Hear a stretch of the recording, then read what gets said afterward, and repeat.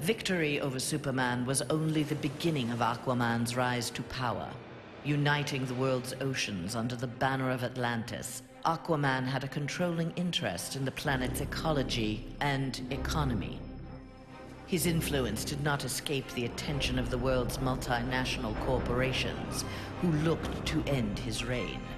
Villains lured by the promise of big money to assassinate the King of Atlantis pursued him relentlessly. But Aquaman's popularity served him well. The world's citizens rose up in anger against those who would quell Aquaman's influence. The threat abated. A groundswell of support began for a united Earth under Aquaman's command.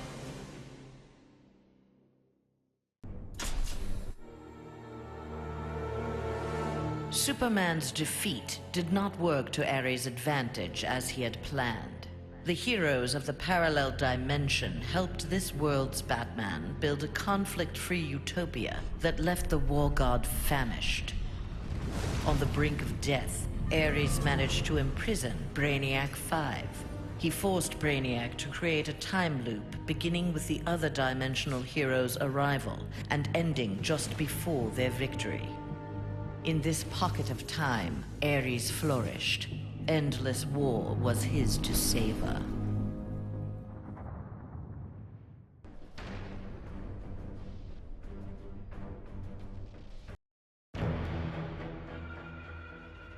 Superman had been a fool to believe Bane would willingly accept a subordinate role in the One Earth government. With the High Counselor out of the way, true leadership could begin. Bane found in Sinestro and Black Adam inspiring examples of ruthless, absolute authority.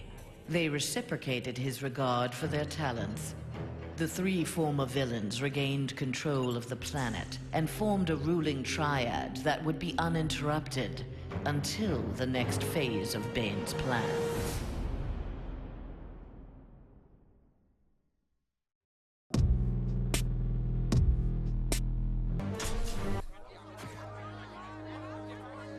Following the battle to liberate Earth, Batman learned that Luthor had bequeathed his massive fortune to Bruce Wayne.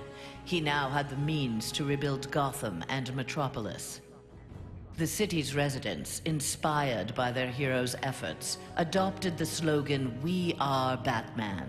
They contributed countless hours to their community's renovation and crime prevention. The Batman of old would have stubbornly assumed these tasks alone. The post-One Earth Batman, having been rewarded for his trust in others, enjoyed his city's renewal and his role as its benefactor.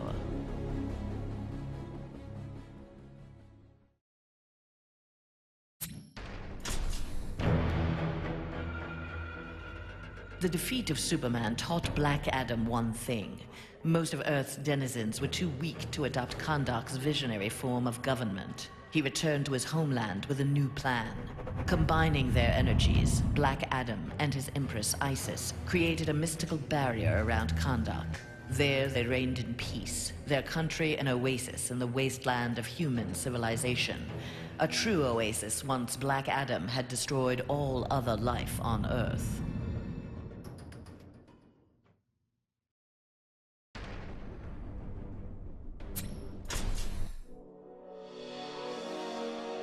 At last, Superman had paid for what he had done to Catwoman.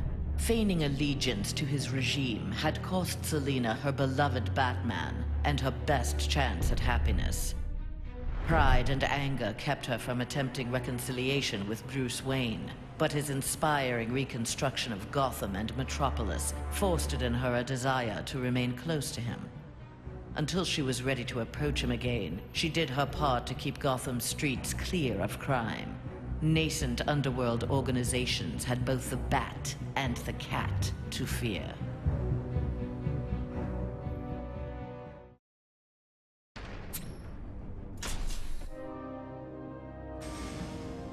Mere days after returning to his Earth, Green Lantern, in an event mirroring his ascension to the core, witnessed the crash landing of an alien ship. Investigating the wreckage, he encountered the pilot, who claimed to be Abin Sur. But this Abin Sur wore no power ring and referred to him in halting breaths as the Almighty One. Green Lantern tried to convince the alien of their past that Abin Sur had named Hal Jordan, his successor, as the Green Lantern of Sector 2814. But the alien died from his wounds before Lantern could learn more of him. Lantern left immediately for Oa. The Guardians were his only hope of solving this mystery.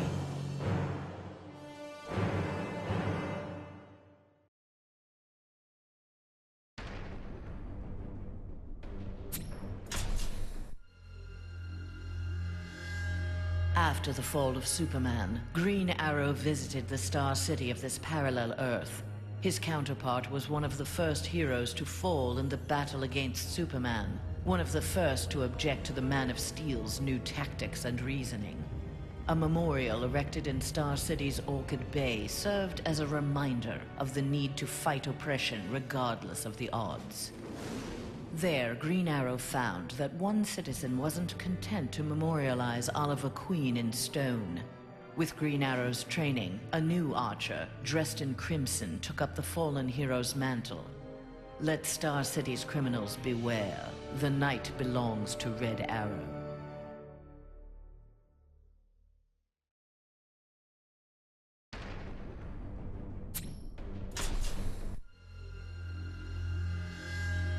Flash had taken down the High Counselor, but the atrocities he had abetted during Superman's regime continued to haunt him.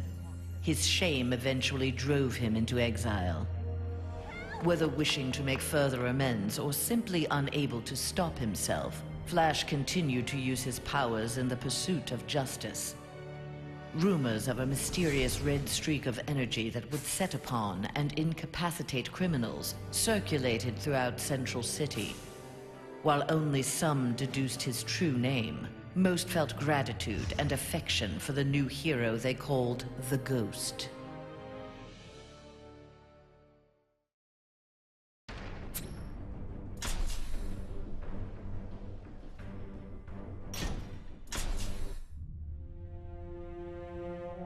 Free of Superman's control, Doomsday eradicated the remaining metahumans. He then manipulated technology in the abandoned Fortress of Solitude to terraform the Earth. It soon resembled prehistoric Krypton.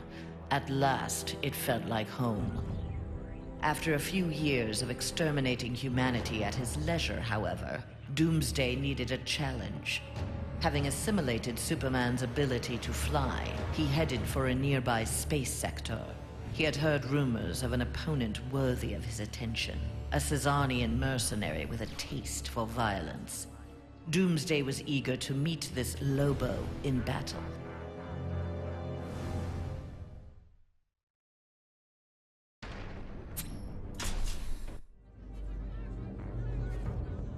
With Superman's regime toppled, new governments formed to take its place.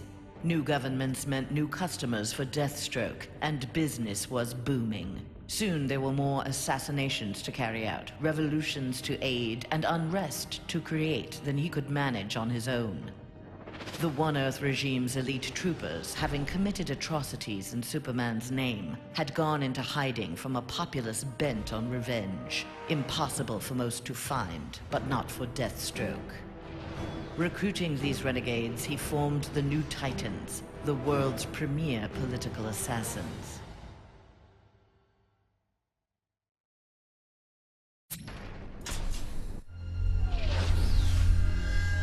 After Superman's defeat, Cyborg led the assault on the Fortress of Solitude to flush out remnants of the High Counselor's regime.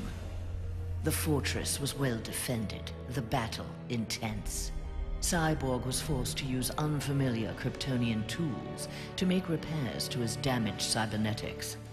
Enhanced with the alien technology, Cyborg found he could communicate with Superman's androids and order them to apprehend the opposition. With his army of super androids, Cyborg will bring justice to the world.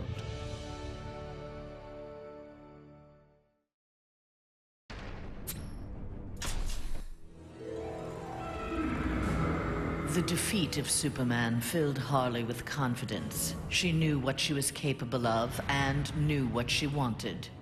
She traveled to the Visitor's Earth and freed the Joker from prison. Returning to her world, they married in a ceremony that set Gotham ablaze. At the reception, the cake-cutting ceremony took a gruesome turn. As her new husband playfully mashed her face into the cake, years of abuse took its toll. Something in Harley snapped. She used the ceremonial knife to slash Joker's throat. Still wearing her wedding gown, Harley now resides permanently in Arkham Asylum.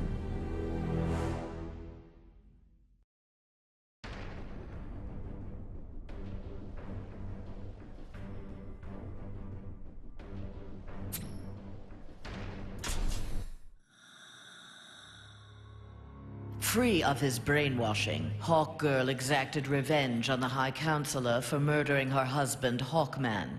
She was nevertheless sent to prison for her role in the regime. One night, she awoke hovering above her cot, glowing with eldritch light. An instant later, she stood at the bottom of a shallow crater. There, she found the source of the light, a meteorite of pure nth metal. As she touched it, the meteorite sprung to life, encasing her in nth metal.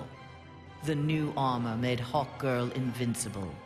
Her first act, vengeance against those who had helped Superman capture Hawkman.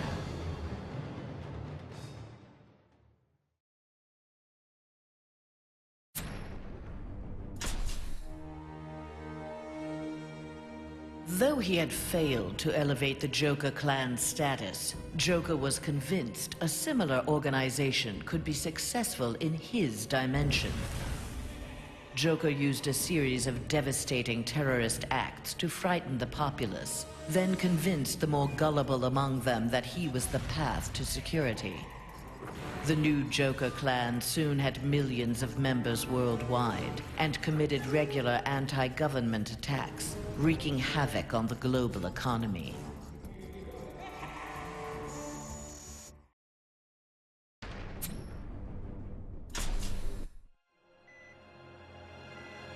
Killer Frost reveled in her victory, but her overconfidence betrayed her. Seizing the opportunity, agents of Star Labs captured her. Their scientists harnessed her freezing power in order to fortify the world's polar ice caps. But Star Labs underestimated Frost's abilities. Turning on her captors, she froze their facility and eventually the entire Western Hemisphere. The survivors now struggle to overthrow the self-proclaimed Ice Queen.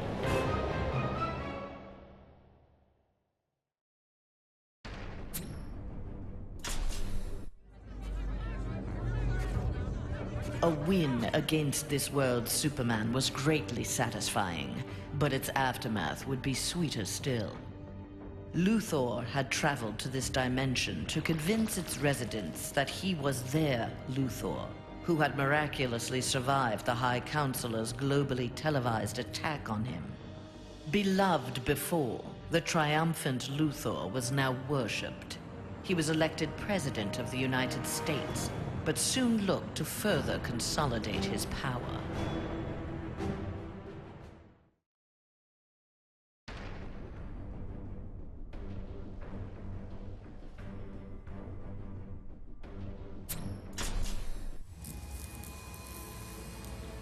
Nightwing had beaten his former boss, Superman, in single combat. Not even Batman had done that. His thirst for conflict grew. He began challenging anyone who crossed his path. Nightwing's belligerence eventually drew the attention of Sinestro. His corps was always in need of new recruits, and the young humans seemed able to inspire great fear. Sinestro had his suspicions confirmed when a yellow power ring found its way onto Nightwing's finger.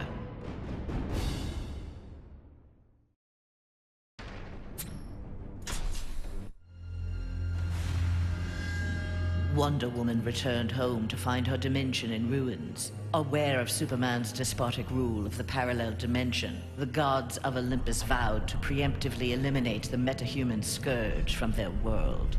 Under the direction of Zeus, they hunted down and eliminated nearly all superpowered mortals. All that remained to oppose them was Themyscira. Wonder Woman and her Amazons fought back against the Olympians with unrelenting courage. Despite heavy losses, Wonder Woman's forces ultimately prevailed. They took reign as the new Olympians, ushering in an age of peace and prosperity.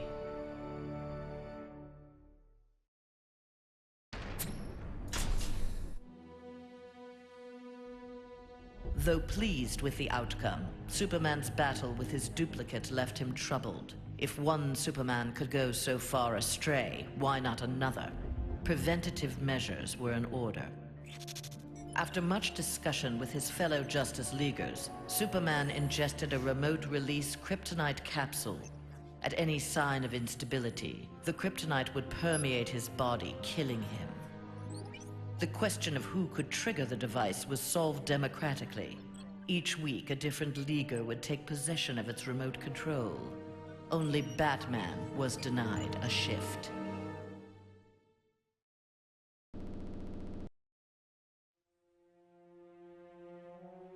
The battle over, Grundy eluded capture and returned to his swamp to heal his wounds. During regeneration, Grundy found he could channel the elemental force of the Red. All animal life would bend to his rule. His increased power also allowed him to resurrect the long-lost Grey Force. Now, instead of ruling Earth's creatures, he could simply destroy them. After defeating the world's heroes, Grundy turned Earth into his version of paradise. He now rules over a gray and lifeless planet.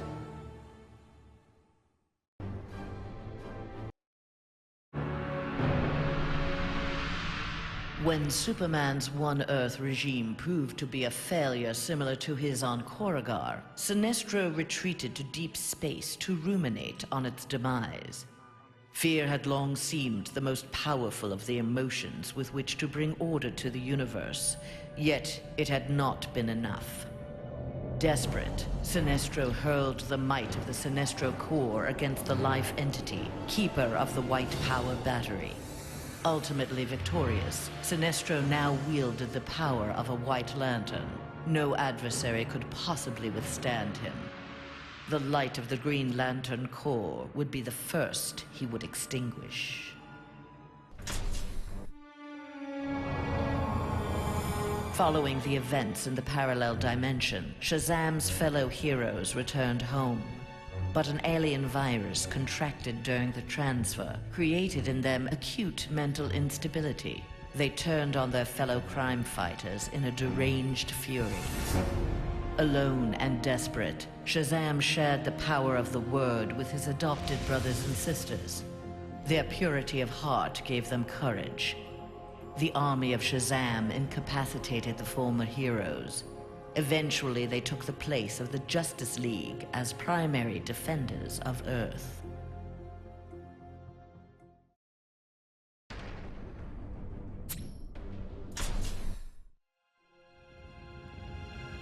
Winning the battle with Superman cost Raven dearly. The amount of demonic energy required overwhelmed her. After regaining consciousness, she looked around warily. Her immediate surroundings were a hellish ruin. Nearby stood her father, Trigon. Raven had somehow called him forth during her battle. Trigon thanked his daughter. He then summoned an army of demons and set out to destroy the rest of the planet.